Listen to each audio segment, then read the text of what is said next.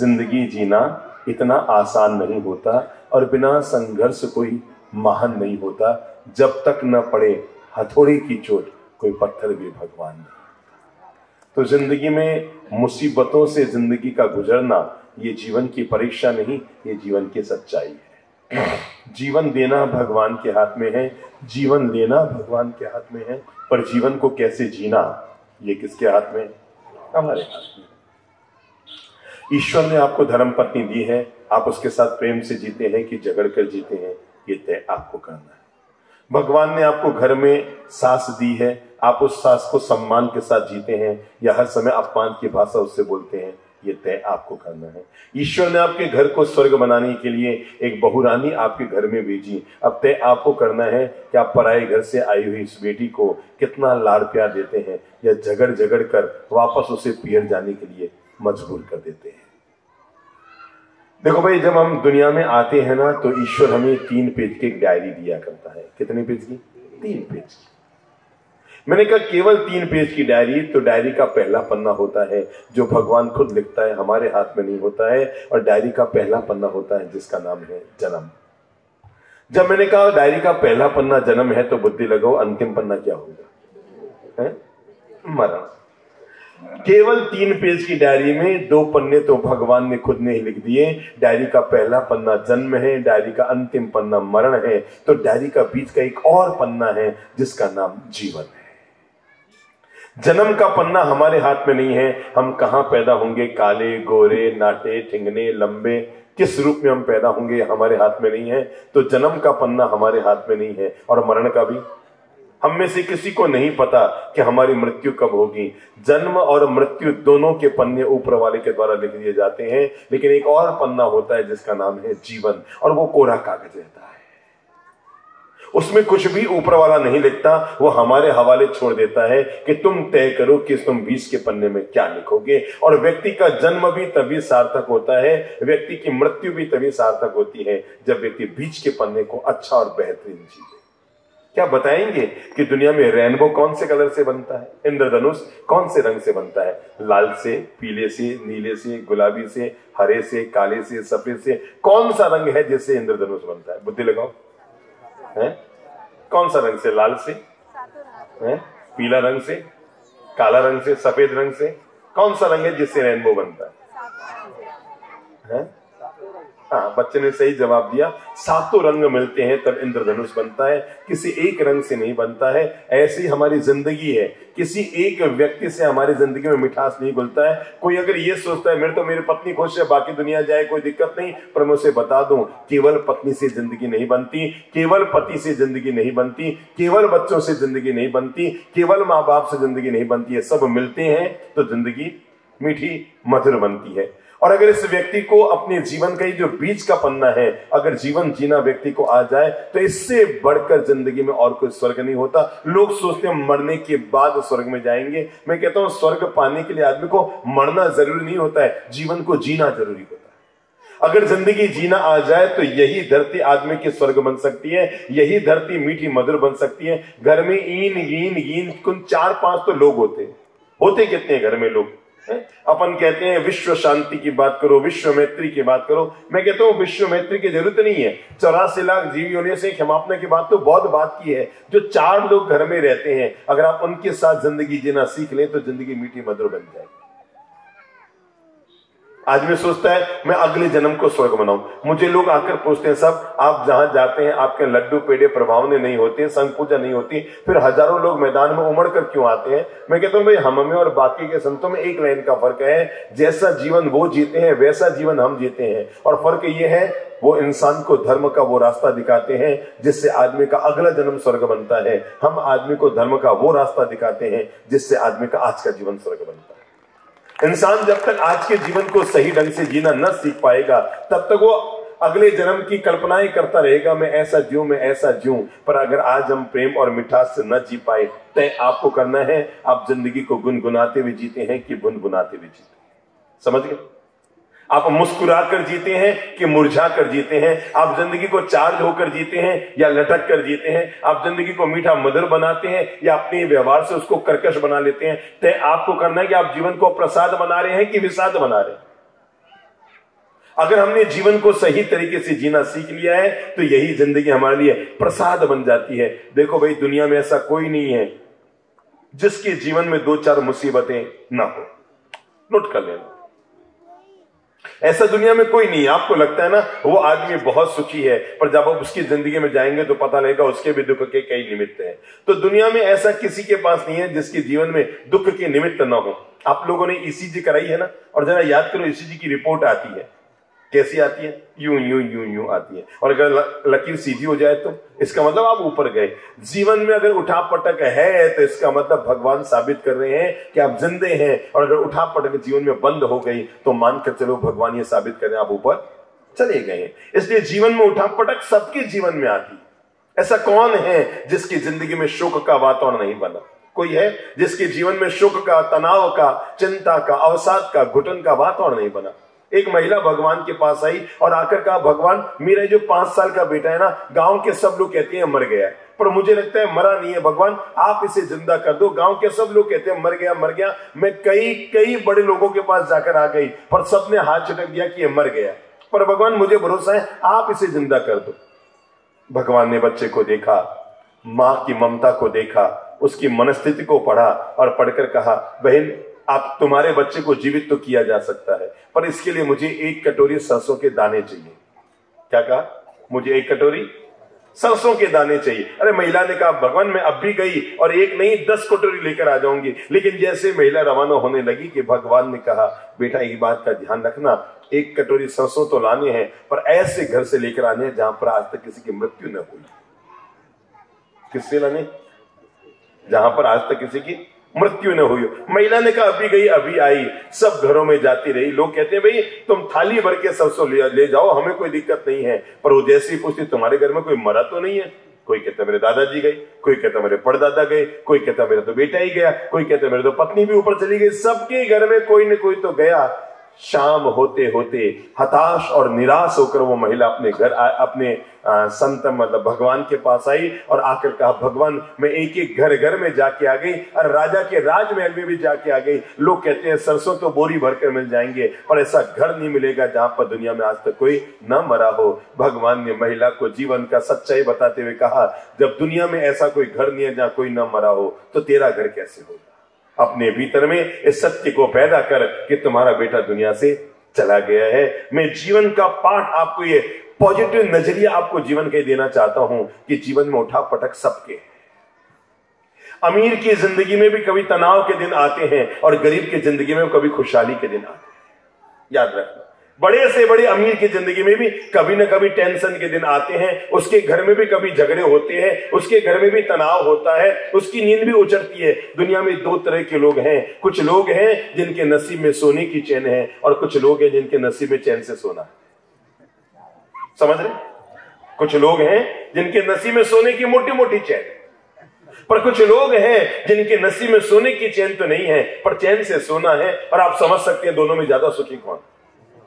दिन में तो लगता है सोने की चैन वाला सुखी है, पर जब रात को बेडरूम में होती है ना तो अंतरात्मा जवाब देती है सोने की चैन वाला नहीं, चैन से सोने वाला ज्यादा सुखी है। तो जिंदगी के लिए पहला संकल्प हम कर लें और वो है कि उठा पटक किसी की जिंदगी में हो सकती है, पर हर उठा पटक के बीच भी अगर व्यक्ति अपने मन को पॉजिटिव सकारात्मक बनाकर रखता है, अपने मन को एक बात ध्यान रखना, सुख और दुख ये दोनों मेंबर नहीं है, मेहमान है। बोलो, मेंबर नहीं है, क्या है? मेहमान है।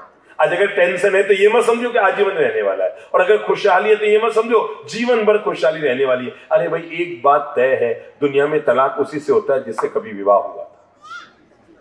पक्की बात है। तो कभी जिससे बैंड बजा के फेरे खाए थे। क्या जिंदगी है जिस घर में हम कभी बैंड बजा कर जाते हैं उसी घर में जाकर हम बैंड बजाते हैं। तो ये जीवन कभी भी जिंदगी मोड़ लेती रहती है। कल तक जिन कपड़ों को अंग्रेजों के वायसराय पहनते थे ना, आज हमारे यहाँ बैंड बजाने वाले उन कपड़ों को पहनते हैं। जिंदगी में हर चीज लौट कर आती है, ध्यान रखना, हर चीज इंसान के लौट कर आती है। आपको कैसे बताऊं? एक व्यक्ति बगीचे में गया, सामने आम का पेड़ देखा, तो आम के मीठे फलों को देखकर उसके मन में आया कि मैं आम खाऊं। वो पेड़ तक गया। अब पांव तो आम को तोड़ नहीं सकते, किससे तोड़ा? हाथ से तोड़ा। हाथ से तोड़ा तो हाथ तो आम को खा नहीं सकते, किसमें डाला? मुंह में डाला। मुंह तो आम को रख नहीं सकता, कहां गया? पेट में गया। और जैसे ही आम पेट में गया, माली ने देखा कि वो आम तोड़ के खा रहा है। वो आया और आकर उसने 2 डंडे उठाए और कहां मारे? कहां मारे? किधर मारे? पिछवाड़े में। ओ अच्छा, आपने पिछवाड़े में खाए हुए? मैं तो पीठ में मरा हूं। तो पीठ पर मारे, 2 डंडे मारे। जैसे ही पीठ पर डंडे पड़े तो आंसू कहां आए? देखो जिंदगी कैसे लौट कर आती है। आम को देखा किसने? किसने? आंखों ने। और आंसू कहां आए? आंखों में। जिंदगी का नियम है, हर चीज लौट कर आती है। अगर इंसान इस सत्य का बोध प्राप्त कर ले कि जीवन की हर चीज इंसान के लौट कर आती है, तो जीवन के 90% दुखों से वो बाहर निकल जाए। हम एक घर में गए थे, थोड़ा आदमी मानसिक उलझन में था।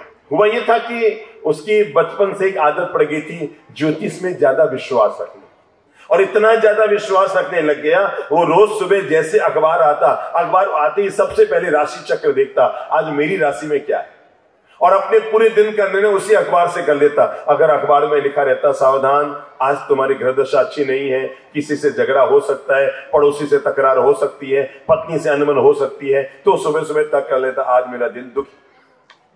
और अगर अखबार में आ जाता आज तुम्हारे दिन में अच्छे कार्य की संभावना है, तो तय कर लेता आज मेरा दिन सुखी। मतलब सुबह उठते ही वो अखबार के आधार पर तय करता कि आज मैं सुखी नाम बनूंगा या दुखी नाम बनूंगा। दोनों अखबार के आधार पर तय करता सुखी नाम बनूंगा कि दुखी नाम बनूंगा। रोज अखबार देखता। एक दिन उनके यहां संत का आना होगा।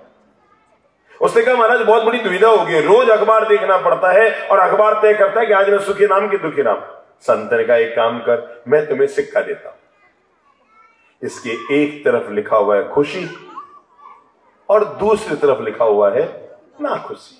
तू केवल एक काम कर, रोज इसको उछाल लिया कर।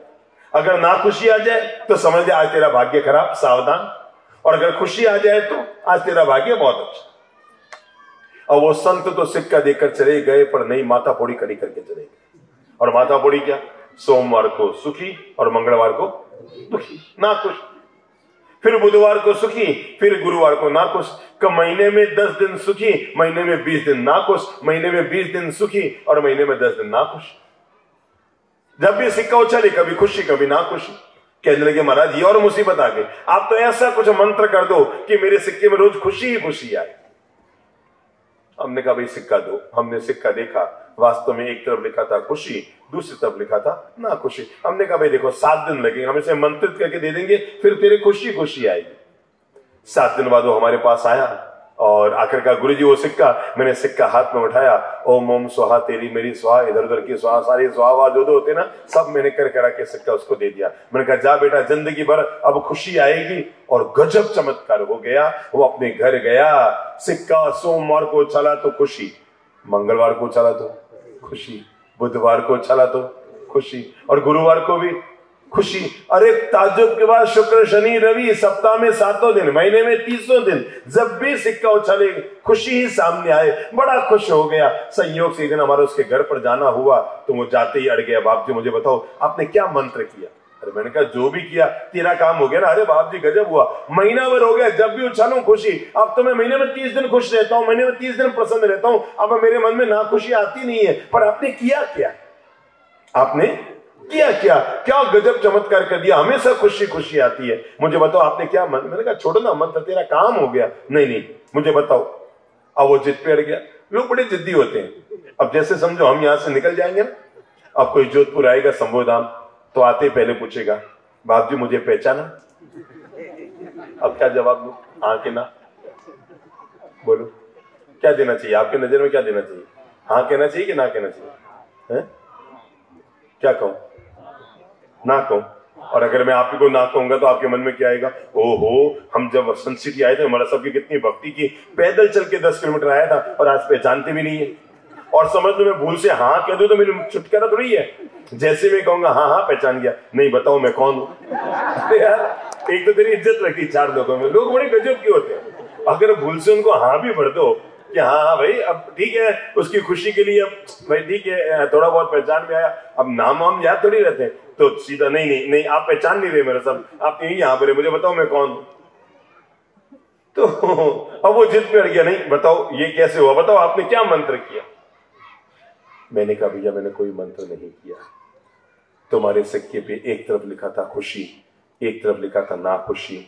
मेरे सामने एक ज्वेलर्स की दुकान थी, मैंने उसको बुलाया और बुलाकर मैंने कहा भाई तेरे यहाँ सोने चांदी का काम होता है ना, अपनी यहाँ मशीन एक लेना और ना खुशी के ना को तो मिटा कर गायब कर दे। मैंने कुछ नहीं किया, ना खुशी में जो ना था ना उसको हटा दिया। अब तो जब भी सिक्का उछालेगा तो बोलो बोलो बोलो बोलो खुशी ही खुशी नजर आएगी। उठाओ अपनी कैंची और जहां पर आपने जिंदगी में ना खुशी लिख रखा है ना, उस ना को, नेगेटिविटी को बाहर निकालो और आप जैसे ही ना को हटाएंगे, अब जब भी आप जीवन को देखेंगे खुशी खुशी खुशी खुशी खुशी। क्यों? क्योंकि ईश्वर ने आपकी झोली को बहुत खुशियों से भरकर भेजा है, अच्छे दिन जीने के लिए दिए हैं। आपको कितनी सी तो जिंदगी मिली है, हमने इतनी ज्यादा माथा फोड़ियां, इतनी ज्यादा सिरपच्चियां पाल रखी है, हर छोटी छोटी बातों में बहस कर लेते हैं, छोटी छोटी बातों में तनाव पाल लेते हैं। पता है जब आपकी शादी हुई थी ना, उससे पहले आप क्या क्या पढ़ती थी? इतिहास, गणित, भूगोल, सामान्य विज्ञान, इंग्लिश, हिंदी, साहित्य, ये सब पढ़ते थे। पक्की बात? अब शादी के बाद क्या क्या पढ़ते बताओ? ईर्ष्या, जलन, टेढ़ा मेढ़ा, वैर विरोध, गांठ बांधना, टेढ़ा बोलना, कर्कश बोलना, यही सब पढ़ाई जल्दी शुरू होगी ना। क्या गजब हुआ, विवाह के पहले आपकी जिंदगी कहीं और थी, कितने अच्छे विचारों के साथ आप जीवन जिया करते थे, और विवाह के बाद अब ननद से दूरियां हो गई, मैं दिरानी से नहीं बोलती, सासू मां से मेरी अनबन है। इसके अलावा हमने विवाह के बाद कौन सी पढ़ाई की बताओ? एक बार बुद्धि लगो, आपने विवाह के बाद सामान्य ज्ञान पढ़ा? नहीं। इतिहास पढ़ा? नहीं। भूगोल पढ़ा? नहीं। इंग्लिश पढ़ी? नहीं। साहित्य पढ़ा? नहीं। मैं बताऊं यही पढ़ा है। नहीं। वैर विरोध, मारे उनसे नहीं बोलूं, मैं उसके यहाँ नहीं जाऊं, मैं उससे बात नहीं करूं। मेरे भाई, छोटी सी जिंदगी को जितना मीठा मधुर बनाकर आप जी लेंगे, जिंदगी उतनी आनंद भरी हो जाएगी। और अगर बेवजह आप अपने जीवन में तनाव, बेवजह माथा फोड़ियां पैदा करते रहेंगे, जिंदगी दुखी हो जाएगी। आओ मैं आपको 9 मंत्र देता हूं आज पहले दिन, जीवन को खुशहाली से भरने के लिए, जिंदगी को स्वर्ग बनाने के लिए, जिंदगी को मीठा मधुर आनंद भरा बनाने के लिए छोटे छोटे 9 मंत्र आपके जीवन की झोली में डालता हूं। और जीवन का पहला मंत्र, पहले कमर सीधी करो, और जीवन का पहला मंत्र अपने जीवन की झोली में डालिए, और वह आज से तय कर दो, मैं आह नहीं कहूंगा, जब भी कहूंगा तो वाह वाह कहूंगा। बोलो मुंह से एक बार, क्या? नहीं, क्या? ये छोटा सा मंत्र आपके जीवन के हर सेकंड को खुशियों से भर सकता है। और वो है आनंद है भाई, आनंद, वाह भाई वाह, बहुत मजा आ गया। समझ लो आपको घर से बाहर निकलती कार की जरूरत थी और कार नहीं मिली, और आपको सिटी बस में बैठकर जाना पड़ रहा, और बेटा कार लेके निकल गया। अब माथे में तनाव मत लो, हर समय नहीं, अपने बस का भी आ रहा, वाह भाई वाह, कोई दिक्कत नहीं है। जो व्यक्ति जीवन में घटित होने वाली हर घटना को वाह कहकर आनंद ले लेता है, वो जीवन में कभी दुखी नहीं होता है। वाह भाई वाह, कोई दिक्कत नहीं। जीवन की हर गतिविधि में जहां आप बैठे हैं, वहां हर जगह एक शब्द अपने जीवन के लिए जोड़ लो, और वो क्या है? बोलो एक बार, बोलो तो, बोलो तो, जोर से बोलो तो, एक बार थोड़ा हिला के बोल दो खुद को, एक बार हाथ खड़ा करके, वाह भाई वाह। भोजन करने बैठे, हमारी बहुत बुरी बुरी आदतें, किसी का शादी ब्याह में गए, या तो लोग उसकी बदनामी करेंगे, और कोई तरीका 50 आइटम ब्याह में बना हुआ है ना।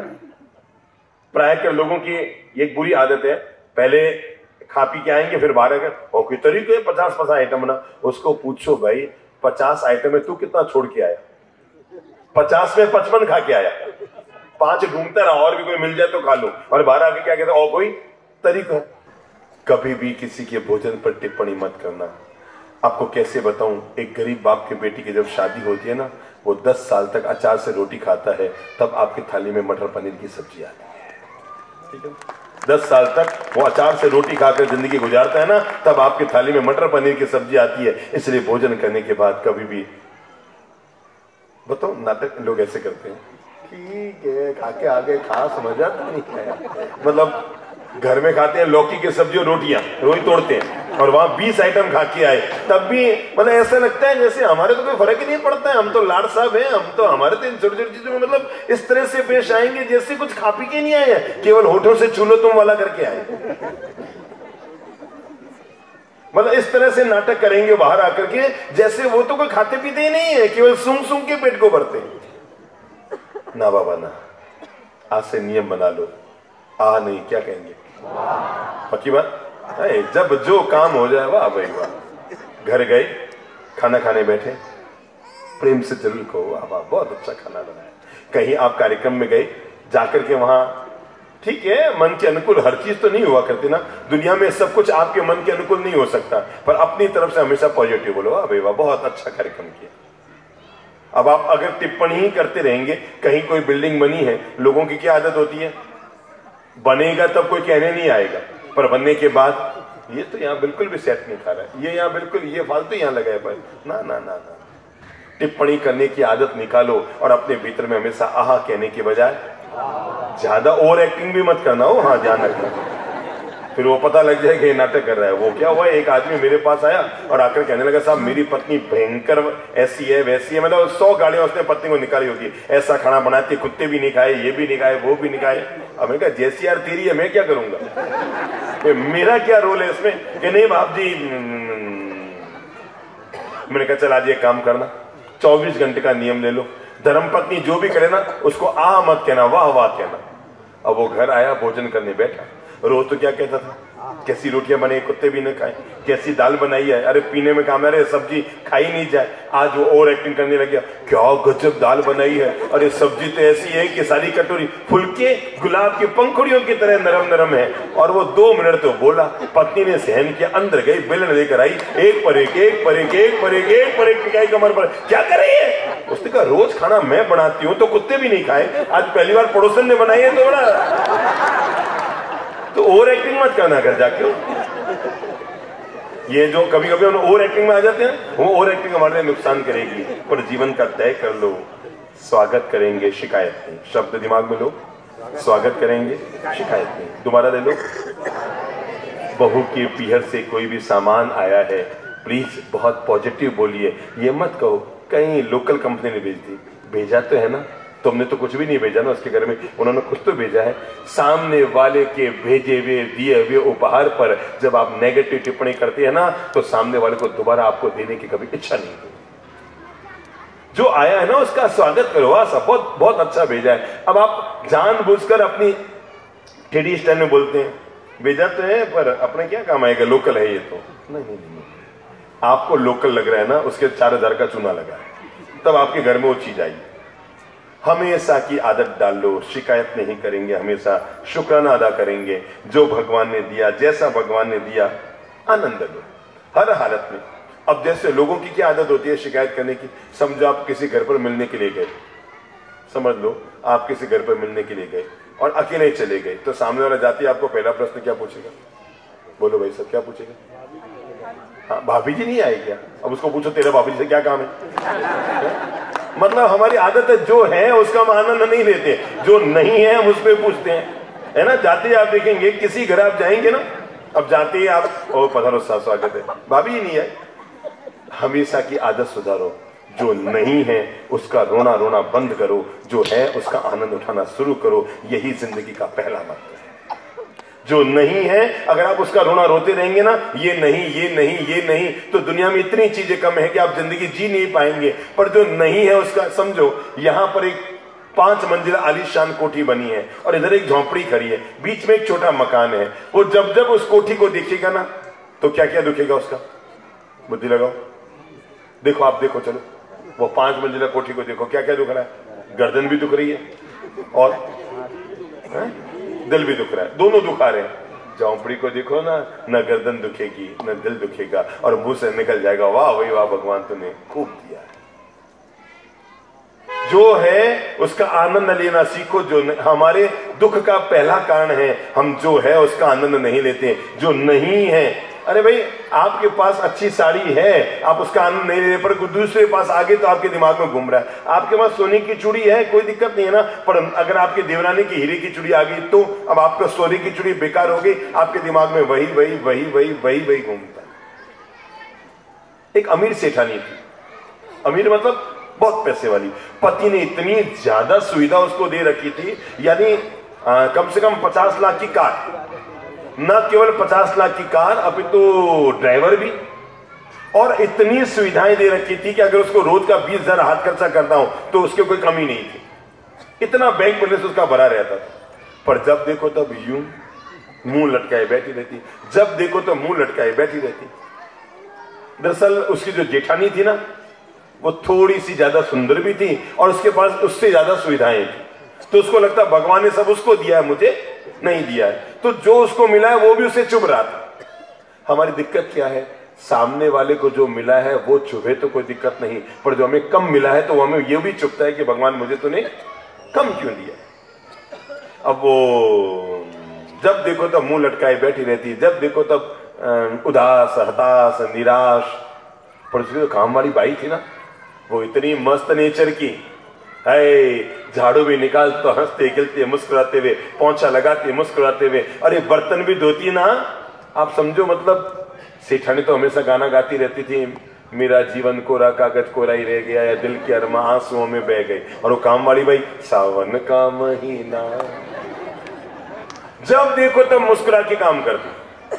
तो आखिर एक दिन सेठानी ने काम वाली भाई को बोले, इधर आप, ये तो क्या नाटक करती है, मैं दिन भर मुंह लटकाए बैठी रहती हूँ और तू है जो झाड़ू पोंछा करते करते हुए मुस्कुराती है, तेरे पास है क्या, तेरी औकात क्या है? अरे मैं देती हूँ तुझे 3,000 रुपया तो महीने का, तुझे महीने मिलते हैं, मेरे फटे हुए कपड़े तेरे काम आते हैं, मेरी फटी हुई चप्पलें तेरे काम आती है, तेरी औकात क्या है?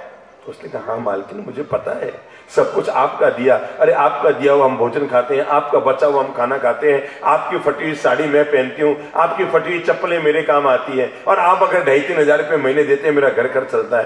पर एक बात पता है, तू हर समय मुस्कुराती क्यों रहती है? उसने कहा, मालकिन मैं इसलिए खुश रहती हूँ क्योंकि मैं कभी भी आपसे अपनी तुलना नहीं करती। क्या कहा? आपसे कभी भी अपनी तुलना नहीं करती हूं। सेठानी चौंकी, हाँ। उसने कहा, अब तो ईमानदारी से बता, मैं कैसे सुखी हो सकती हूं? क्या पूछा? मैं कैसे सुखी हो सकती हूं? उसने कहा, आप बहुत सुखी हो जाएंगे, बशर्ते आप अपनी जेठानी से तुलना करने के बजाय मुझसे शुरू कर दो। आप किससे तुलना शुरू कर दो? किससे? जेठानी से नहीं, किससे? मुझसे तुलना शुरू कर दो। अरे आपके पास सब कुछ है, मेरे पास कुछ भी नहीं है, क्योंकि जिंदगी जीने के लिए सुविधाएं नहीं, मन की दशा होनी चाहिए। तो पहला निर्णय हम अपने आप के लिए करते हैं, और वह मैं आज के बाद कभी भी शिकायत नहीं करूंगी, हमेशा शुक्राना अदा करूंगी, भगवान तूने खूब दिया है, किसको क्या मिला मत करो इसका गिला, जो तुम्हें मिला हमारी किस्मत से ज्यादा मिला। पक्की बात तय कर लेना। अब आपकी जेठानी को क्या मिला इसको सोच सोच के दुखी मत हो। आपकी छोटी वाली बहन की जब शादी हो रही है तो उस पर पापा कितना खर्च कर रहे हैं सोचकर दुखी मत हो। आपकी जब शादी हुई थी तब तो आपको कूलर वाला रूम मिला था पहली रात के लिए, अब आपकी देवरानी की शादी हो रही है तो उसको एसी वाला और वो बड़ा सजा हुआ रूम मिल रहा है। मन में दुखी मत हो। जब जिसकी किस्मत में जो था वो चीज उसे मिल गई, प्राप्त का आनंद उठाना यही जीवन की सबसे बड़ी खुशहाली का राज है। आज से तय कर लो, मैं शिकायत नहीं करूंगा। क्या करूंगा? शुक्राना अदा करूंगा। बोल लो मुंह से, आहा नहीं कहूंगा, क्या कहूंगा? बोल लो एक बार, क्या कहूंगा? वाह वाह वाह। खुद को कहना, वाह भाई वाह, भगवान तूने खूब दिया है, मेरे भाग्य से मुझे ज्यादा दिया है, मेरी किस्मत से मुझे ज्यादा दिया है, दुनिया में सारी खुशियां तूने मुझे दी है। अगर व्यक्ति इस एक शब्द को जीवन से जोड़ लेना तो ये जो हमारी लटक लटक कर बैठने की आदत है ना, मैंने कई घरों में जाता हूँ, लोग ऐसे बैठे रहते हैं, मुझे लगता है नाड़ी टटोलू ऊपर गई कि नीचे गई। लटक लटक कर जिंदगी जीने की आदत पड़ गई है ना मेरे भाई। मोबाइल भले डिस्चार्ज हो पर जिंदगी हमेशा। हमारी आदत क्या है? सुबह उठते हम क्या करते हैं बताओ? पहला काम क्या करते हैं? एक जमाना था जब सुबह हम बड़ों को प्रणाम करते थे, पास में होता उसको जय जिनेंद्र कहते थे, नौकार मंत्र। अब तो निश्चय में आंख खुलते ही पहला काम कहीं मोबाइल निकाल के रखता है, चार्ज यो करनी, प्लग तो डाल लियो, खटको करना तो भूल ही गयो। अब वो खटका भूल गया, इसके चक्कर में सुबह सुबह उठते दिमाग में टेंशन हो गया, अरे लगा मोबाइल चार्जिंग में लगा, मुझे अभी निकलना है 1 घंटा बाद। मेरे भाई बहनों, जिंदगी में याद रखना, मोबाइल चार्ज हुआ कि नहीं खास बात नहीं है, हमारी जिंदगी चार्ज है कि नहीं बहुत जरूरी है। हमें हमारी जिंदगी हमेशा सक्रिय, आनंद भरी, प्रेम भरी, मीठी, मधुर जीनी चाहिए। पहला मंत्र बना दो, आहा नहीं। आजकल एक टैक्स चलता है जीएसटी। क्या चलता है? जीएसटी। जी का मतलब होता है गुड थिंकिंग, एस का मतलब होता है सिंपल लिविंग, और टी का मतलब होता है टेंशन फ्री लाइफ। दिमाग में ले लो, मुंह से बोलो जीएसटी का मतलब क्या है, बुद्धि लगाओ। हाँ बेटा आप खड़े हो, हाँ खड़े हो, आपको कह रहा हूँ खड़े हो, बुद्धि लगाओ। जीएसटी का मतलब क्या है? हाँ खड़े हो जाओ, खड़े हो जाओ। आप नहीं बेटा, आप बैठ जाओ, आगे वाले नहीं, बैठने में बड़ी जल्दी करते हैं, खड़े हो जाओ। हाँ, जीएसटी का मतलब क्या है? जी यानी, जोर से बोलो और जोर से बोलो, शाबाश। एस का मतलब सिंपल लिविंग, एंड टी का मतलब, कुछ समझ में आया क्या? अपने विचारों को हमेशा उन्नत रखो, good thinking. Number 2 simple living, जीवन को बहुत सादगी से जियो। नंबर 3 और टेंशन फ्री लाइफ जियो। जिसके पास ये 3 चीजें होती है वो जीएसटी का मालिक बन जाता है। तो पहली चीज आज से तय कर दो, मैं आ कहकर मन को दुखी नहीं करूंगा। मैं हमेशा जब भी कहना होगा, क्या बोलूंगा? मुंह से बोलो, एक बार बोल लो। वो जो कुर्सी पर बैठे ना वो बोल लो एक बार, बूढ़े लोग भी बोल लो, वाह भाई वाह, वाह भाई वाह भगवान। अरे कितनी बड़ी खास बात है। आप लोग यहाँ पर बैठो, आप लोग यहाँ पर पेपर आता होगा ना, भास्कर पत्रिका वगैरह, तो उसमें उठावने भी आती है, उठावने आती है, विज्ञापन आता ना, उठा उठा। आप रोज एक काम किया करो, जैसे ही सुबह अखबार आए पहला पेज मत देखा करो, दूसरा मत देखा करो, वो उठाने वाला पेज देखा करो। रोज आदत डाल लो, और जैसे उठाने का पेज देखो करो, भाई मेरा फोटो आया? नहीं नहीं नहीं। अरे भगवान सुन, आज फिर बच गया, वाह भाई वाह, मजा आ गया, मेरा फोटो तो अखबार में आया ही नहीं। इससे बढ़कर भगवान क्या साबित करेगा कि वो आपके साथ है, कि दुनिया में से हजारों लोग रोज जाते हैं पर आपका नंबर नहीं आया है। इसका मतलब तय हो गया नहीं, भगवान आपके। वाह भाई। नंबर 2, अगर आप जिंदगी के लिए दूसरा मंत्र जोड़कर रखना चाहते हैं अपनी लाइफ के लिए, और वो ये है कि हर हालत में उदार मन के मालिक बनिए। आपके जीवन में आनंद और खुशियां बढ़ जाएगी, बशर्ते आप कौन सा दिल रखो? उदार दिल रखो। दूसरों को सुविधाएं देकर खुश हो, दूसरों को आनंद देकर खुश हो। एक बात याद रखना, दुखी आदमी तो सुखी हो सकता है, पर दूसरों को दुख देने वाला कभी भी सुखी नहीं हो सकता। दुखी आदमी आज नहीं तो कल सुखी हो जाएगा, पर जो दूसरों को दुख देता है, मेरे भाई वो सुना है ना, जो तो के कांटा बोए ताहे बोए तुम फूल। जिसने तुम्हारी जिंदगी में कांटे बोए हैं, अगर आपने उसकी जिंदगी में फूल बो दिए तो समझ लो देवरानी ने आपके लिए टेढ़े शब्द बोले, अब आपके पास क्या है? आप अभी उसके लिए दूसरे के सामने टेढ़े बोले? नहीं नहीं नहीं, मैं हमेशा भी पॉजिटिव बोलूंगा। सामने वाले ने गिर कर बता दिया वो कितना गिर रहा है, पर मैं नहीं गिरूंगा। हमेशा याद रखना, सुअर से कभी कुश्ती मत लड़ना, जीत गई तो भी कपड़े तो तुम्हारी खराब होंगे, उसका कुछ नहीं बिगड़ने वाला।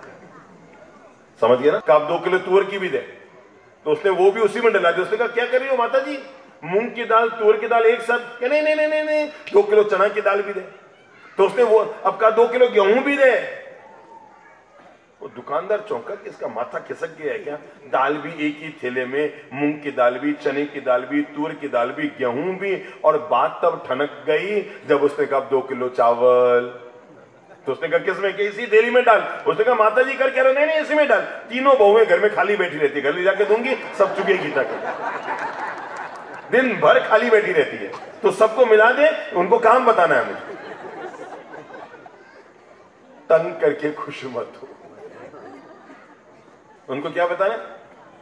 काम बताना है। इसलिए तू तीनों सबको एक साथ मिला दे। अब जब सारी दालें सामान ले लिया तो दुकानदार ने 680 रुपए का बिल बनाया। उसने कहा माता जी 680 रुपए दो। उसने कहा बेटा रुपये तो मेरे पास नहीं है, मैं तो उधार दूंगी, 2-4 महीने में चुका दूंगी। उसने कहा मैं तो उधार नहीं देता। उसने कहा तेरा सामान वापस ले। क्या कर सामान वापस ले। उसने कहा मेरे पास 3 बहुएं नहीं है चुकने वाली, किनको चुन चुन के अलग कर दे मेरे पास।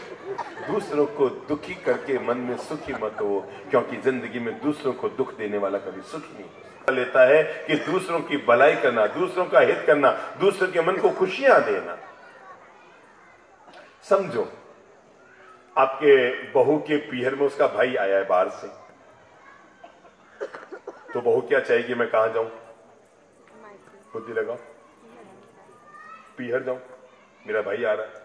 संयोग की बात, उसी दौरान अचानक फोन आया आपकी ननद भी घर पे आ रही है 10 दिन के लिए। तो मम्मी क्या चाहेगी? आप कहां रहो? बुद्धि लगाओ, बुद्धि लगाओ, सोच के बोलो। उधर पियर में आपका भाई आ रहा है, इधर ससुराल में आपकी ननंद आ रही है अपने ससुराल से, तो मम्मी क्या चाहेगी? आप कहां रहे? जोर से बोलो। ससुराल में। और आप क्या चाहेंगी?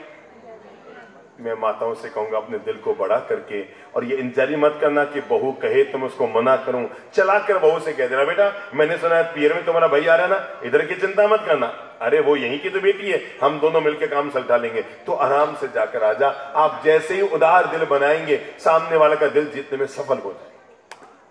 हम लोग इंदौर में थे जिस समय कोरोना काल हुआ था ना, 70 दिन का देश में वो लगा था, लॉकडाउन लगा था। जब लॉकडाउन खुला तो एक महिला ने आकर मुझे बताया कि बाप जी पहली बार मुझे पता लगा कि मेरी सास कितनी महान हो सकती है। मैंने कहा मतलब क्या साहब? जब लॉकडाउन लग गया, अप्रैल भी आया, मई भी आया, तो मैंने मम्मी से कहा मम्मी 12 महीने हो गए थे मुझे पियर गए, अब ये लॉकडाउन भी लग गया तो इस बार भी छुट्टियों में घर जाना, पियर जाना तो होगा ही नहीं। तो मेरी सासू मां ने कहा बेटा तू पियर में क्या करती है मैं बताऊं? तुम वहां पर जीन्स पहनती है ना, तुम वहां पर ड्रेस पहनती है ना, तुम वहां पर बैठ के खाती है ना, मम्मी सब लाड करती है ना, तुम वहां पर 9-9 बजे तक बिस्तर पर सोई रहती है ना, चल 1.5 महीने के लिए अब तुझे मैं पियर की सुविधा देती हूं, आज से साड़ी बंद, तुम ड्रेस पहनने सुनना बात को। उसने कहा कि साहब मेरी मम्मी ने सुबह उठते घर में घोषणा कर दी, आज से बहुरानी ससुराल में नहीं है, किचन में आना जाना तेरा बंद, तो अब दिन भर मस्ती मार, घूम फिर, घर में जो तेरी इच्छा हो सो कर, ड्रेस पहन, जीन्स पहन, जो पहनना हो सो पहन, तुम भले 10 बजे तक सो, कोई दिक्कत नहीं, जो जो सुख तुझे पीहर में मिलते हैं वो सारे सुख मैं यहां दूंगी, और मैं 1.5 महीने में तेरी मां बन जाऊंगी। जब कोई सास इतना बड़ा दिल रखती है ना, तो उसके बहू कभी भी अपने सास से जुदा होना नहीं चाहती। एक गरीब घर की बेटी की शादी अमीर घर में हो गई, थोड़े दिखने में चेहरे मेरे वो मतलब थोड़ी सुंदर थी, तो गरीब घर से कहां चली गई? अमीर घर में चली गई। अब अमीर घर में उसकी शादी हो गई, पहली दिवाली आई। मारवाड़ में नियम है कि भाई पहली दिवाली पर बेटी के घर से मिठाई उसके ससुराल भेजी जाती है। क्या आपके यहां भी आई होगी ना? दिवाली पर आई होगी, तो परंपरा भेजी जाती है। तो मां ने बेटी को फोन किया, बेटा तू तो अब अमीर घर में चली गई, हमारे पास तो अभी भी वही पुराना खटारा एक्टिवा है, अब तेरे पापा तू कहे तो 2-3-4 किलो मिठाई तो हम भेज सकते हैं, अब तू सोचिए 51 किलो मिठाई की 101 किलो मिठाई बेटा हम तो भेज नहीं पाएंगे। उसने कहा मम्मा रहने दो ना, यहाँ तो वैसे ही बहुत पैसा पड़ा है, कोई पता ही नहीं लगता है, आप भेजो ही मत। कहा बेटा ऐसे अच्छा थोड़ी लगता है, कल समझ लो तुम्हारी मम्मी ने 4 लोगों में कहा कि पहली दिवाली इतनी सूखी गई कि उन्होंने देखो शक्कर भी नहीं भेजी, बेटा नाक नीची हो जाती है। तो उसने कहा मामा भेज दो फिर, कोई दिक्कत नहीं है। दोस्तों कहा ठीक है बेटा हम 5 किलो मिठाई भेज रहे हैं बस। अगले दिन वो सास बड़ी तेज, उसने पूरे मोहल्ले में मतलब सन सिटी में सब घरों में कहला दिया मेरी बहू के पियर से मिठाई आई है, सब लोग आना, सब लोग आना, सब लोग आना। अब शाम होते होते कोई 100 परिवार घर में आ गए, 100 महिलाएं घर में आ गई। बहू को लगा ये सास आज मेरी पूरी इज्जत उतार के रहेगी, और जब 100 घर की महिलाएं वहां आ गई तो सासू मां ने सबको बैठा कर कहा साहब मेरे बहू के पीहर से पहली बार दिवाली की मिठाई आई है, मैं आप सब लोगों को देना और खिलाना चाहती हूँ। सच्चाई यह है मेरी बहू की मां ने 101 किलो मिठाई भेजी है, तो मैंने सोचा मैं क्या करूंगी, मैं आधा किलो मिठाई आप सब लोगों को दे रही हूँ। और ये कहकर उसने आधा किलो मिठाई करने बाद सब पूरे सन सिटी परिवार में बांट दिया। बहू को लगा यार ये मम्मी जी कर क्या रही है, मम्मी ने कहा 5 किलो मिठाई भेज रही हूं और ये कहती है 101 किलो मिठाई। जब सब लोग मिठाई लेकर चले गए तो अपनी सासू मां के पास गई और जाकर कहा मम्मी एक बात का मुझे जवाब दो, मेरी मम्मी ने मुझे कहा 5 किलो भेज रही है और आपने आज सबके बीच में कहा 101 किलो मिठाई। सासू मां ने बहू को अपने गले लगा के कहा बेटा जीवन भर याद रखना, जब तक कोई लड़की कंवारी होती है ना तब तक उसकी एक मां होती है, और जब शादी हो जाए तो उसकी 2 मां हो जाती है। बेटा तेरी एक मां ने 5 किलो मिठाई भेजी है, तेरी दूसरी मां ने 95 किलो मिठाई भेजी है, बेटा तेरे पीहर से 100 किलो मिठाई आई है। मैं इतना सा पूछना चाहता हूं, जिस घर में सासू माताएं इतने बड़े दिल की होती है, क्या उनकी बहुएं कभी सपने में भी अलग होने की सोच सकती? सोचो, जो उसके पीहर की इज्जत को रखने के लिए सासू मां ने 50,000 का चूना लगा लिया, 100 किलो मिठाई 50,000 में बनी होगी ना, उसके पीहर की इज्जत को रखने के लिए 50,000 का चूना लगाने को तैयार हो जाती है ना। जो सासुएं इतने बड़े दिल की होती हैं, उनकी बहुएं कभी अपनी सासुओं से जुदा नहीं होती है। घर में केवल एक चीज लेकर आओ, अगर आप सास है तब भी दिल को बड़ा लेकर आओ, अगर आप बहू है तब भी दिल को बड़ा लेकर आओ, क्योंकि बड़े दिल के लोग हमेशा दूसरों के दिलों में जगह बनाते हैं और छोटे दिल के लोग दिल से उतर जाया करते हैं। हम जब भी किसी से मिलते हैं ना, या तो सामने वाले के दिल में उतरते हैं या दिल से उतरते हैं। समझ गए? जब भी आप मिलेंगे किसी के, अगर आप उदार दिल के लोग हैं तो सामने वाले के दिल में उतरेंगे, और अगर टेढ़े दिल के, कंजूस दिल के, स्वार्थी दिल के व्यक्ति हैं, दो शब्द याद रखना, एक होता है सारथी, एक होता है स्वार्थी। स्वार्थी वो होता है जो केवल अपना सोचता है, और सारथी वो होता है जो सामने वाले के भलाई का सोचता है। उदार दिल के मालिक बनो। क्या हुआ, एक घर में 4 बहुएं थी, चारों में झगड़ा हो गया, और झगड़ा ये हो गया कि हम तो अलग अलग रहेंगे। शाम को पति आए, आते सारों ने फरमान जारी कर दिया, हम साथ साथ नहीं रहने वाले। अरे पतियों ने कहा नहीं रहने वाले तो मकान कहां से लाएंगे, मकान तो एक ही है, ये एक हॉल है, इसी में अपन रह रहे हैं सब। तो उन बहुओं ने कह दिया एक काम कीजिए, हम चारों अलग अलग मकान बनाते हैं, छत एक रहेगी पर लकड़ी का पार्टीशन डाल दो। क्या डाल दो? लकड़ी का पार्टीशन डाल दो। 4 कमरे बन गए, 1 2 3 4। समझ में आ गया? चारों के अपना अपना किचन लग गया। ऊपर से खुला, क्योंकि ऊपर छत थी, तो लकड़ी यहां तक आई, बाकी का भाग खुला था। अब देखो, सुबह सुबह पहली बहू 5 बजे उठी, उसने अपने कमरे का झाड़ू कचरा निकाला, और कचरा इकट्ठा करके क्या किया, उसको किससे बैर था? 2 नंबर वाली से। तो उसने क्या किया, अपना कचरा धीरे से खिसका दिया। किधर किधर? 2 नंबर वाली। 7 बजे 2 नंबर वाली की नींद खुली, उसने कमरे का झाड़ू निकाला तो कचरा इतना सारा हो गया। उसको किससे बैर था? 3 नंबर वाली से। उसने क्या किया, हौले से वो कचरा 3 नंबर रूम में घुसे दिया। ऊपर से तो खुला था ना, 3 नंबर वाले झाड़ू निकाला तो कचरा कितना हो गया होगा? पहले वाले के इतना आया, दूसरे के इतना आया, तीसरे के इतना सारा कचरा हो गया। उसको किससे बैर था? चौथी वाले से। उसने क्या किया? बुद्धि लगाओ, बुद्धि लगाओ, बुद्धि लगाओ। तो चौथी वाले का कितना कचरा आया होगा? पहले इतना था, इतने का इतना हुआ, इतने का इतना हो गया, अब तो इतना सारा होके आ गया। उसने जब कचरा निकाला, अब बुद्धि लगाओ, उसने क्या किया? बुद्धि लगाओ, बुद्धि लगाओ, बुद्धि लगाओ। क्या किया होगा? बस यहीं से जीवन का सिद्धांत चालू होता है। हाँ, क्या किया होगा बेटा? हाँ, खड़े हो, खड़े हो, हाँ, खड़े हो जा। बुद्धि लगाओ, उसने क्या किया होगा? किसने? चौथी वाली। ये सब घर से कहानियां सीख के आए हुए, सब इनको पता है हमारी मम्मी अभी क्या करती है। यही मैंने कहा, बच्चे की इतनी बुद्धि तेज कैसे काम करती है। फटाक से लग गया, पहली ने दूसरी को डाला, दूसरी ने तीसरी को डाला, तीसरी ने चौथी को डाला, पर जीवन का सिद्धांत याद रखना। एंड में वहां कहां आया? उसने कितना डाला? इतना। वापस कितना आया? चलो एक काम करो, कमर सीधी करो, मुट्ठी लाओ, हाथ में दोनों लाओ, अब इसमें गुलाब जल भरो। समझ लो इसमें गुलाब जल है, उछालो, तो उछालो, उछालो ऊपर। अब एहसास करो कि आप पर आके क्या गिरा होगा। बुद्धि लगाओ, पक्की बात। वापस एक हाथ हटाओ, मुट्ठी लो, अब इसमें धूड़ भरो, मिट्टी, उछालो जोर से, जोर से। सोचो आप पर क्या आके गिरा होगा।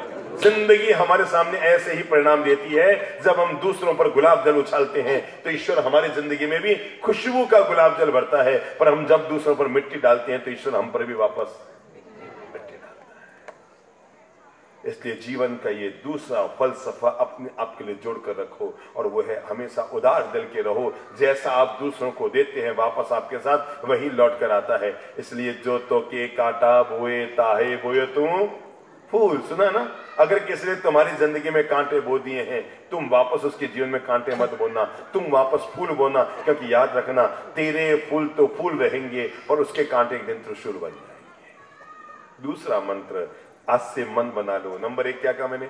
आ नहीं कहेंगे, क्या कहेंगे? वाह, पक्की बात। यहाँ के बच्चे थोड़े तेज है, बड़े तो बुढ़े होने लग गए हैं, पर बच्चे अभी भी चार्ज हैं, ठीक है ना।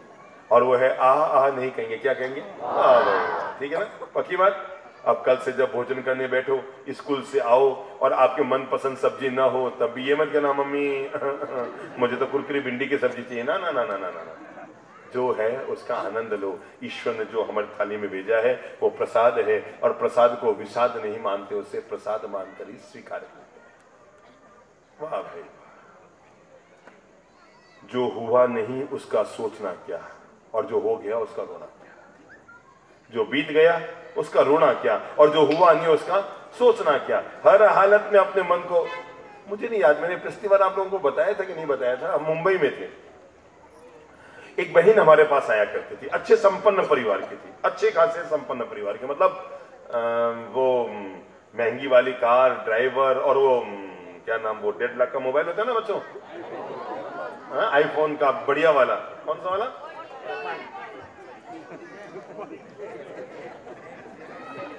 सब गुरु गुरु बैठे हैं यहाँ पर, सारी इन्होंने योजनाएं बनाई हुई है।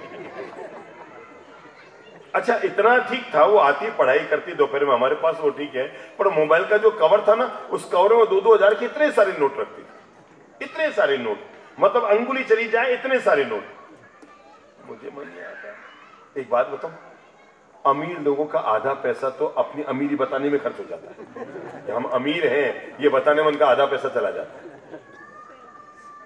तो इतने सारे नोट रखती, एक दिन मेरे मुंह से निकल गया, मैंने कहा बहन जी आप अच्छे संपन्न घर की हैं, कोई दिक्कत नहीं, पर ये मोबाइल में इतने रुपए रखते हो, कभी खो जाएगा तो मन दुखेगा। मैं चिंता नहीं करती, मेरा सब खोएगा तो खोएगा, मुझसे पर्स भी संभालू, मोबाइल भी संभालू, मैं तो शुरू से मेरी आदत है मोबाइल में रखती हूँ, खोएंगे तो खोएंगे। मुझे पहली बार पता लगा महिलाओं को कमाना नहीं पड़ता, इसलिए पैसे की कीमत नहीं आती। वो पहली बार है पता लगा कि काश वो भी मेहनत करके कमा रही होती तो उसको पता लगता कि 2000 का नोट आता कैसे। तो अगले दिन वो सुबह आई और बड़ी यूं खुश खुश खुश खुश होके आई। मैंने कहा हुआ क्या? अरे गुरुदेव आज तो मजा आ गया। मैंने कहा हुआ क्या? कि मजा। मैंने कहा हुआ क्या? अरे गुरुदेव मोबाइल खो गया। इतनी मुस्कुराती आई, मुझे लगा इसका माथा खिसक गया है। अब देखो राज की बात बता रहा हूं। उसने कहा गुरुदेव आज मजा आ गया, मोबाइल खो गया। मैंने कहा मतलब कि गुरुदेव कल ही आपने टोका था, पता नहीं मेरी बुद्धि में क्या आया, मैंने रात को उस मोबाइल के पीछे कवर में से रुपये निकाल लिए। गुरुदेव मोबाइल तो खो गया पर मेरे 72,000 रुपये बच गए। जिंदगी जीने के 2 तरीके हैं, या तो जो खोया है उसका रोना रो, या जो बचा है उसका आनंद उठाओ। तय आपको करना। जो खोए का रोना रोता है उसी का नाम दुखी नाम होता है, और जो बच्चे का आनंद उठाता है उसी का नाम सुखी। हर रोज हमारे हाथ से कुछ जाता है और हर रोज हमारी हथेली में कुछ आता है। गए का रोना रोने के बजाय जो है, अगर उसका व्यक्ति आनंद उठाना सीख ले, दुनिया का सुखी नाम बन जाएगा। अगर आप तीसरा मंत्र अपनी जिंदगी में अपने आप के साथ जोड़ना चाहते हैं तो मैं तीसरा मंत्र आपको दे रहा हूं, तय कर लो अपने आप के लिए, और वो है जो है उसमें संतुष्ट रहना सीखिए। ये जीने की कला का सबसे प्यारा वो मंत्र है जो आपको सुखी नाम बना सकता है। क्या है? जो है उसमें संतुष्ट रहना सीखो, क्योंकि हमने सीखा ना, संतोषी सदा सुखी। दुनिया का सबसे सुखी आदमी है। क्या नहीं मिला है इसका रोना रोने के बजाय, जो है भगवान बहुत दिया। मंदिर में जाओ ना तो भगवान को ये मत कहना भगवान तूने ये नहीं दिया, जो मिला है भगवान तूने खूब दिया है, कोई दिक्कत नहीं है। अरे खाने को रोटी है, पहनने को कपड़ा है, रहने को छत है। दुनिया में कैसे बताऊं आपसे, दुनिया में 90% लोग ऐसे हैं जो आपसे पीछे हैं, केवल 10% लोग हैं जो आपसे आगे हैं। अप्पू जी खड़े हुए तो जरा बताएंगे ये कौन सा गांव है? राजनाथ गांव। राजनाथ गांव की कुल आबादी कितनी है? 2 लाख। कोई रास्ते में 2.5 लाख कह रहे थे, 2 है कि 2.5 है?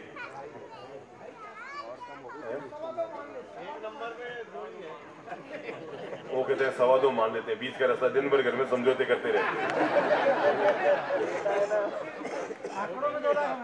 आप तो नहीं, ये नेता रहे ना, 2.25 है ना इनके, तो वोट गिनते रहते हैं। अपन 2 लाख ही मान लें। अब आप लोग इक्के दुक्के पैदा करते 2 लाख से 2.5 लाख होंगे कहां से? अच्छा आपको पता है पहले तो दुनिया बड़ी गजब की थी। अब ये गिन गिन के बच्चे पैदा करने का तो तरीका जमाना अब आया। पहले तो अनलिमिटेड प्लान चलता था, है ना, 6। अच्छा आप में कोई है जो 5 भाई बहन? हाथ खड़ा करो। देखो इतने सारे लोग हैं, बस ये इसी पीढ़ी में है। अब ये बच्चों के हाथ खड़े नहीं होंगे, 5 भाई बहन है। 6 वाले कोई है? 6 भाई बहन कितने? छक्का मारा। 7 भाई बहन अभी भी हाथ खड़े हो रहे हैं। 8 भाई बहन। शाबाश इंडिया, ताली बजाओ रहे इनके लिए। सॉरी इनके लिए नहीं, इनके मम्मी पापा के लिए, इनके लिए गाई। 9 भाई बहन।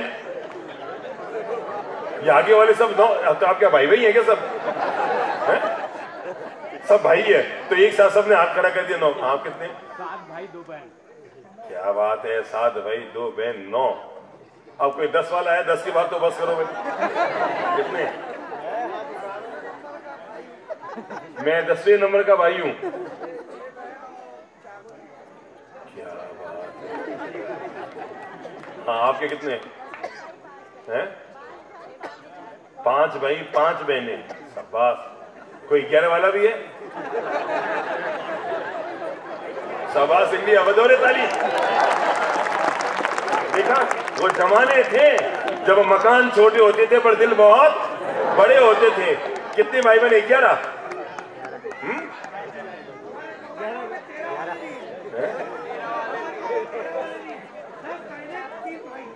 आपके पड़ोसी का क्यों बुद्धि लगा? पड़ोसी वाले आपके क्या लगेंगे? कोई 12 वाला है? 12 में तो एंड अब तो कोई नहीं है ना? चढ़ावा अभी भी चालू है। कुल मिलाकर मैं एक लाइन में आपको बता रहा हूं, पहले लोगों के मकान छोटे होते थे पर दिल बहुत बड़े होते थे। अब मैं शर्म के मारे हाथ में, हालांकि तेरे में भी हाथ खड़ा हो जाएगा अभी। सामने वाले को थोड़ी फिर। अभी हम कहाँ थे?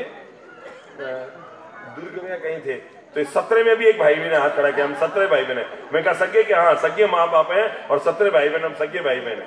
तो मेरे मुंह से निकल गया, मैंने कहा जो काम आपके मम्मी पापा ने किया, अगर वो 17 भाई बहन करते तो मेरा पंडाल तो आपके घर वालों से ही बढ़ जाता, बाहर वालों की जरूरत ही नहीं पड़ती किसी की। अच्छा, तो इस शहर की आबादी 2 लाख। अब एक और बुद्धि लगाओ, इस शहर में कितने लोग हैं जो आपसे ज्यादा अमीर हैं? 10, 20, 100, 200, 1000, 2000, 5000, लगभग अंदाजन। तो मुझे भी पता है आप क्या आए हो, मैं कोई बाबा को सब पता लग गया है। अब बाबा दूसरी बार राज ना गाँव, पहली बार नहीं है। तो ये बुद्धि लगाओ, इस शहर में लगभग कितने लोग होंगे? मतलब 2 लाख में 1000। इनके बगल वाले को खड़ा करो, ये बताएंगे इनका मूल्यांकन। इनसे ज्यादा अमीर कितने लोग होंगे इस शहर में? दिल से तो कोई नहीं है। नहीं, अभी दिल की बात नहीं है। 10 से तो ज्यादा होंगे। 10 भी मेरे हिसाब से नंबर मैंने बाकी 10 होंगे। अपन खींच तान कर 100 मान लेते हैं बस। इससे ऊपर तो नहीं। इतना तो मैं भी दावा कर दूंगा। इतना तो आपको का मुझे भी पता लग गया हो। हाँ भाई साहब, अब आपको एक खास बात बता रहा हूं। देखो, भगवान कितना बड़ा मेहरबान है आप पर। केवल 100 लोग हैं जिससे आपको पीछे रखा है। 1,99,900 लोगों से आपको आगे रखा है। ये ईश्वर की आप पर मेहरबानी। कितने लोगों से पीछे रखा है? केवल 100 लोगों से। कितने? 100 भी नहीं हो, 50 ही होंगे। तो बाबा को पता है ऐसे। केवल 50 लोगों से पीछे रखा है और 2 लाख लोगों से आगे रखा है। हाथ जोड़ो, भगवान को शुक्र अदा करो। भगवान तुम्हें, पक्की बात है ना, उसने हमें, समझ रहे हैं भगवान आप में, उसने हमें 1000 लोगों से पीछे रखा है पर 2 लाख लोगों से आगे रखा है। अच्छा, जरा एक बात बताओ, थोड़ा आप चल के आगे आओ तो। हाँ, जब हम चलते हैं तो पहला पांव कौन सा चलता है? चलो दोबारा चलो। हाँ, खड़े हो जाओ, अब चलना शुरू कीजिए। हाँ, पहला पांव कौन सा चला? राइट। कितनी देर तक चलता है राइट? अब केवल राइट से चलो तो राइट से चलो। जब राइट आगे तो राइट से चलो ना। जीवन का मर्म आज ये भी समझ लो मेरी अच्छी बहनों।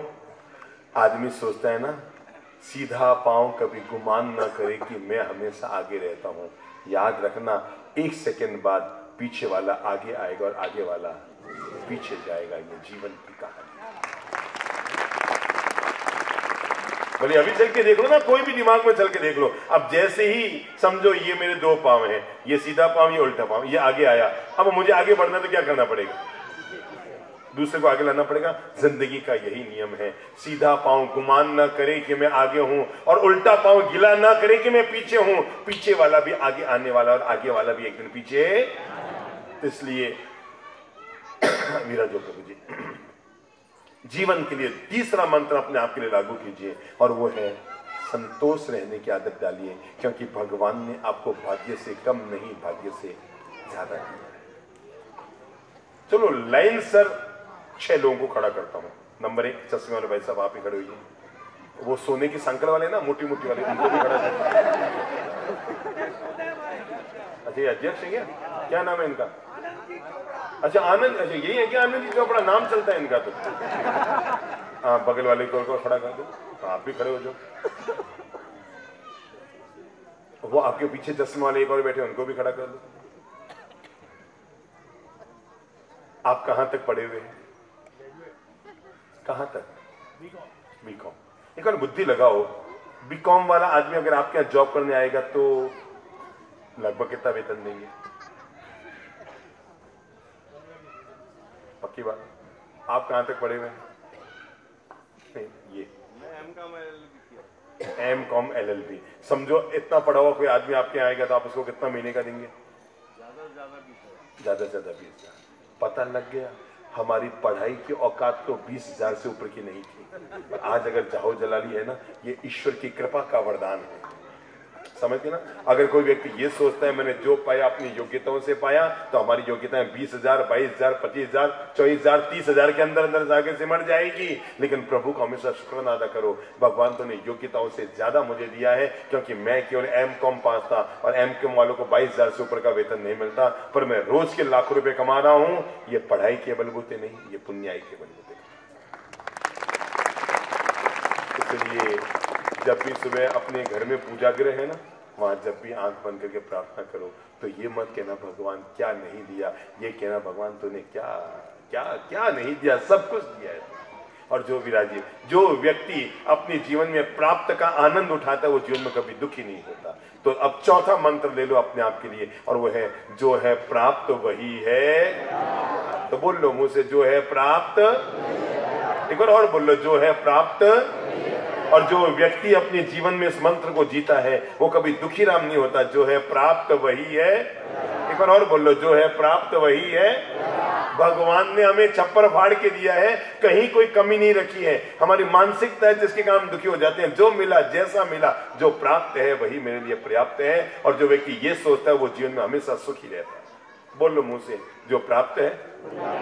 जो व्यक्ति ये सोचता है वो कभी पड़ोसन से गलत नजर नहीं डालता। पहली बात, जो प्राप्त है मेरे लिए वही। ताली जोरदार बजाए, इनको मजा आए। जैसे इनके मन की बात है, वो दूसरे को यूं और कर रहा है। जीवन का मंत्र बना लो, जो प्राप्त है वो। भगवान ने जो दिया, जैसा दिया, हमारे भाग्य से हमें ज्यादा दिया है। इस मंत्र को जीने वाला इंसान कभी दुखी नहीं होता, क्योंकि भगवान हमारे साथ कभी भी अन्याय नहीं करता। एक दादाजी मंदिर से निकले बाहर, और बाहर निकलते ही बूढ़े थे, कोई 80 साल के। सामने से एक साइकिल आई, टकराए, गिर गई, और यहाँ खरोंच आ गई, थोड़ा खून भी आ गया, और खड़े होकर चलने लगे। आंधो है, देखिए कोई नहीं, मैंने पटक दिया, ये वो अंट संट बोलने लगे। उसने कहा, दादाजी आप जो भी हैं, आप मंदिर से आए ना, ये 50 रुपए ले जाओ, मंदिर में चढ़ा दो, आज भगवान ने आपका बड़ा साथ दिया है। काहे का साथ दिया? मुझे पटक। अरे आज आपका दिन बहुत अच्छा है। उसने कहा, भाई साहब मेरे और आपके टकराने के योग तो थे, रोज मैं ट्रक चलाता हूं, आज पहली बार साइकिल चलाता। इसलिए ईश्वर हमारे साथ कभी अन्याय नहीं करता। हाँ, इसकी अगली लाइन अगर हम जीवन में जोड़ना चाहें तो जरूर वो जोड़ दो, और वो अपन सभी बोलते हैं ना, भगवान जो करता है सो। बोल लेकर, भगवान जो करता है सो। अगर आप इस एक मंत्र को जीवन से जोड़ लें, हालांकि हर जगह तो ये बात लागू नहीं होगी, पर अगर आप इतना सा भी बोल लेना, भगवान वही करता है जो जीवन में होना होता है, तो आप दुखी नहीं हो। समझ लो अब आपका बुढ़ापे का जीवन आ गया है, तय है। बच्चों से बहुत सारी उम्मीदें पल जाती है, और बच्चे उन उम्मीदों पे खड़े नहीं उतरते हैं। आपका मन अशांत होता है, बेवजह मन को दुखी करते हैं। मैंने इनके लिए ये किया, मैंने इनके लिए ये किया, मैंने इनके लिए। ना बाबा ना, वो पार्ट खत्म हो गया। आपने उनके लिए क्या किया वो हिस्सा खत्म हो गया। जवानी में संतान का सुख सबको मिलता है, पर बुढ़ापे में संतान से सुख किस्मत वाले को मिलता है। जवानी में संतान का सुख सबको मिलता है, पर बुढ़ापे में संतान से सुख किसी किस्मत वाले को मिलता है। इसलिए मन को हताश निराश मत किया करो। भगवान तूने जो किया अच्छा। मंत्र याद रखो, जो मेरा है वो जाएगा नहीं। बोल लो, जो मेरा है एक और बोल लो, जो मेरा है और जो चला गया वो मेरा था ही नहीं। जो व्यक्ति इस मंत्र को जीवन में जीता है, जो मेरा है वो जाएगा नहीं और जो चला गया, एक बार ऐसे नाटक है, कोई चीज होगी ना, ठीक है, नहीं चला गया, जो मेरा है वो जाएगा नहीं, जो चला गया वो मेरा था ही नहीं। जो व्यक्ति इस मंत्र को जीता है वो जीवन में कभी दुखी राम नहीं करता।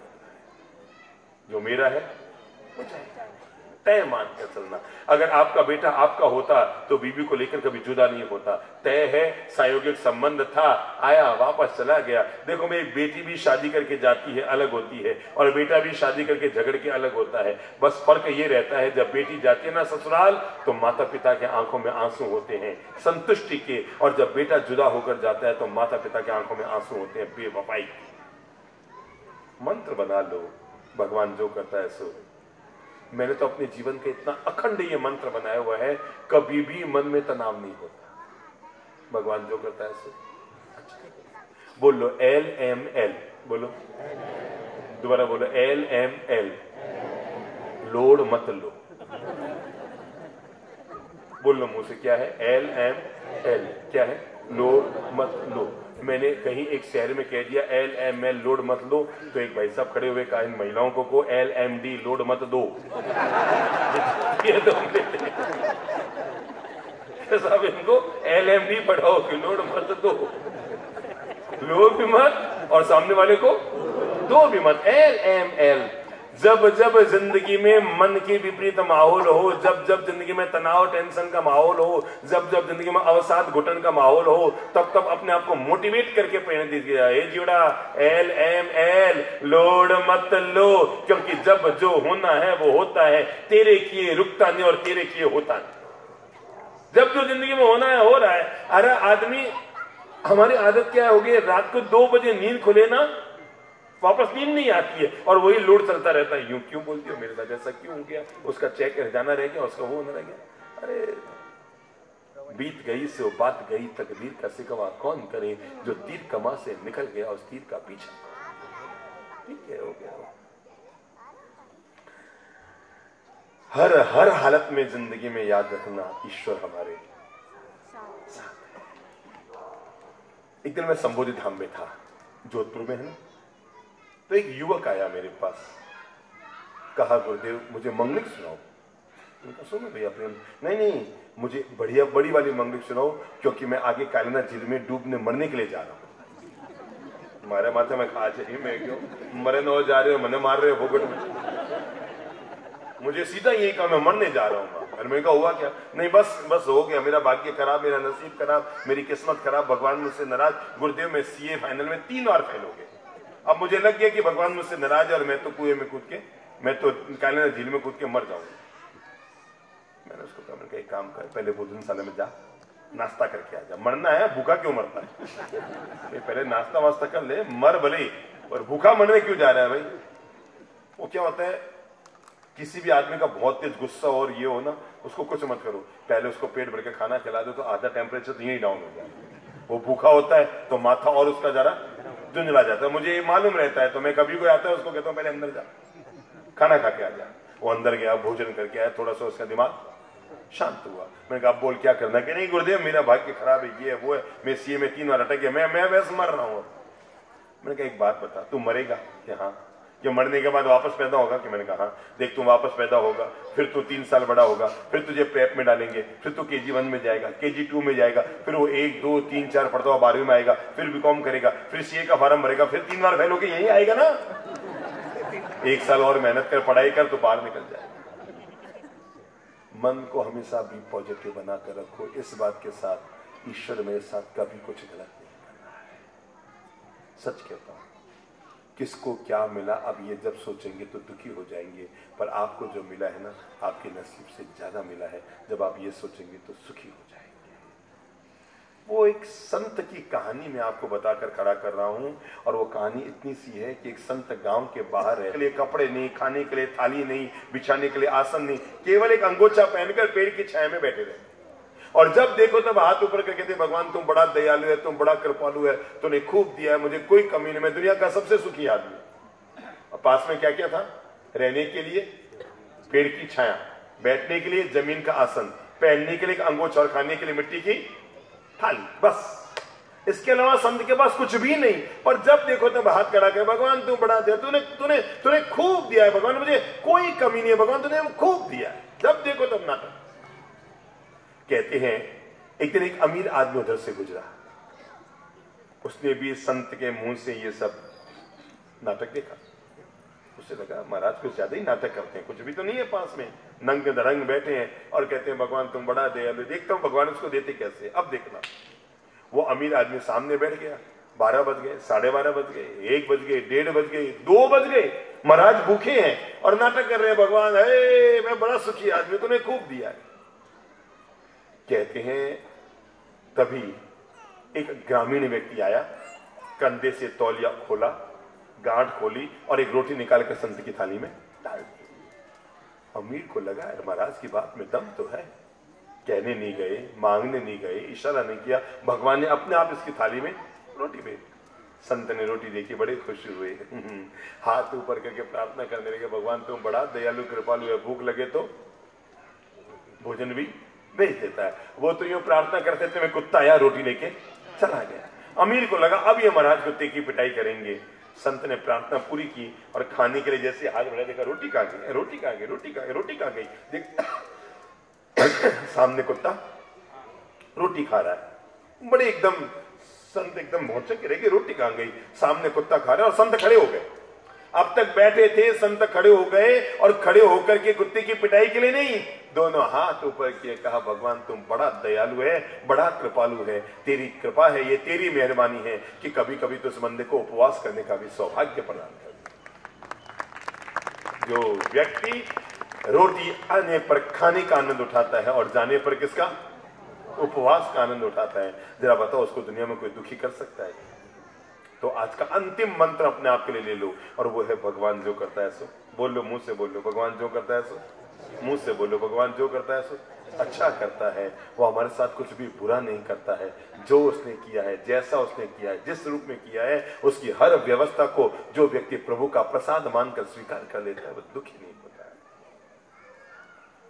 वो घटना तो आपको याद ही होगी ना, राजा का अंगूठा कटने वाली कहानी, किसको आती है? याद है राजा का अंगूठा कटने वाली कहानी? चलो मैं आपको दोबारा याद दिला दूं, जिन्होंने नहीं सुना उनको सुना देता हूं। राजा का कट गया अंगूठा, मंत्री का आना हुआ और मंत्री के मुंह से भूल से निकल गया, क्योंकि राजा पीड़ा से करा रहा था, कर रहा था और मंत्री के मुंह से निकल गया, महाराज इतने दुखी क्यों होते हो? भगवान ने कुछ अच्छा इतना भी नहीं बोल पाया, मंत्री था, राजा सामने। भगवान ने कोई भगवान ने कोई अच्छा ही सोच के किया हो। अब राजा का अंगूठा कटा हो, अभी समझ लो सासू मां मंदिर गई हो, रास्ते में सांडिया ने गिरा दिया हो और वो गोडा लेकर आए कि मेरे गोडे में बहुत दर्द है, और बहू कहे मम्मी क्यों दुखी होते हो? भगवान जो करते तो हर जगह तो लागू नहीं होता है। हर जगह अगर आप इन्हीं शब्दों को बोलेंगे तो बदनाम मुझे कर देंगे।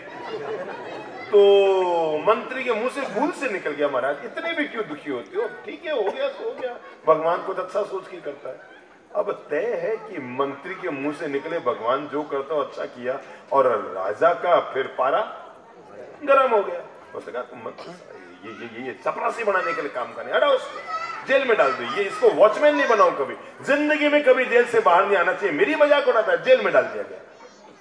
1 महीना 2 महीना 3 महीना मंत्री ने सारी अप्रोच लगाई बाहर आने के लिए, पर राजा का गुस्सा इतना भयंकर कि निकल नहीं पाया। मंत्री के मन में आया यार मैंने भी क्यों माथा लगाया, फूटे कर्म राजा के, अंगूठा कटे कि गला कटे, मेरा बाप का क्या जा रहा था, मैं क्यों बोल। ठीक है, अब जो हो गया सो हो गया। कहते हैं 4 महीने बीते। एक दिन राजा जंगल में घूमने गया, कहानी को याद दिला रहा हूं, याद कर लो। जंगल में घूमने गया, रास्ता भटक गया। मैं ये वो कहानी है जिसको मैंने 1000 बार तो याद किया है और जिंदगी में 100 बार मैंने बोला है, क्योंकि मुझे पता है इससे ज्यादा महान कहानी जीवन में कभी आदमी के लिए हो नहीं सकती। मैंने 1000 बार जिंदगी में इस कहानी को जीने की कोशिश की है और 100 बार मुंह से बोलने की कोशिश की है। जंगल में राजा घूमने गया, सैनिक इधर उधर हो गए, रास्ता भटक गया और 2 दिन तक जंगल में भटकता रहा, शहर का रास्ता ना मिला।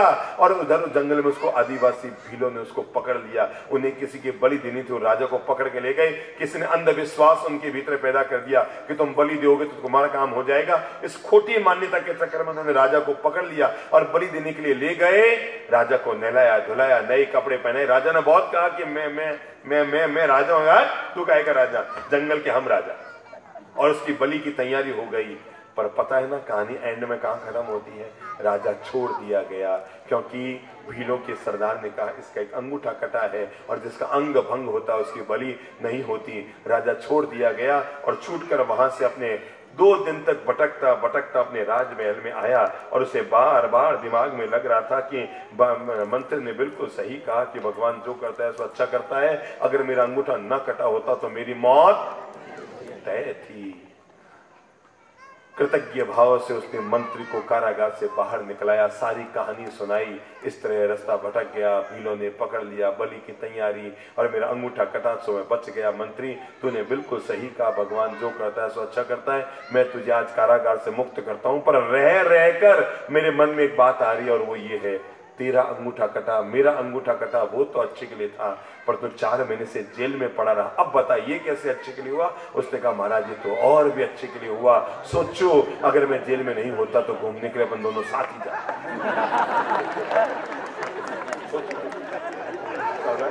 सोचो सोचो सोचो सोचो, हर आदमी सोचे, मैं भी सोचूं और आप भी सोचे। मैंने कहा ना इस एक कहानी ने मुझे जीवन में 1000 मोड़ पर जीवन का मार्ग दिखाया है। और तब मंत्री ने कहा महाराज अगर सोचो मैं जेल में ना होता, अपन दोनों ही रास्ते में भटकते, दोनों ही जंगल में घूमते, दोनों को भीड़ पकड़ कर लेकर जाते। महाराज आपका अंगूठा कटा था सो आप तो बच जाते और बलि का बकरा।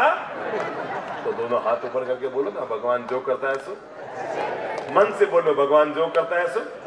और जब पता लग गया भगवान जो करता है सो अच्छा करता है, तो मन में अंतिम संकल्प ले लो, फिर टेंशन किस बात का, फिर जिंदगी में तनाव और टेंशन किस बात का हम करें। आज से तय कर लो मैं हर हाल में मस्त रहूंगा, हर हाल में प्रसन्न रहूंगा, हर हाल में खुश रहूंगा। लोग बस्ती में रहेंगे और मैं तय कर लो चाहे जैसी परिस्थिति बिगड़ती हो, पर मैं अपनी मनस्थिति को प्रभावित नहीं करूंगा। परिस्थिति महापुरुष की भी बिगड़ती है, परिस्थिति हमारी भी बिगड़ती है। फर्क यह है हमारी परिस्थिति बिगड़ती है, मनस्थिति बिगड़ जाती है। उनकी केवल परिस्थिति बिगड़ती है, मनस्थिति कभी नहीं बिगड़ती। चाहे जैसी प्रतिकूलता आ जाए तब भी वो बहुत प्रेम और शांति से पार निकल जाते हैं। इसलिए आज खड़े होते होते ये तय कर लो मैं हमेशा खुश रहूंगा, प्रसन्न रहूंगा, आनंदित रहूंगा, मुस्कुराती हुई अपनी जिंदगी जीऊंगा, मस्ती में अपनी जिंदगी जीऊंगा। जब जो होना है सो होता रहे, जब जो नहीं होना है सो ना हो। मेरे रोके दुनिया रुकती नहीं है, मेरा जीवड़ा हमेशा खुश रहेगा, प्रसन्न रहेगा। अभी जब घर जाओ ना तो घर जाते अपने आप को मोटिवेट कर देना है जी आनंद मस्त रहो, प्रसन्न रहो, जो है उसका आनंद उठाओ, जो नहीं है उसका दुख मत करो। जो व्यक्ति इस मंत्र को जीता है हर हाल में व्यस्त रहो, बोल लो मुंह से, हर हाल में व्यस्त रहो और हर पल जिंदगी में मस्त रहो।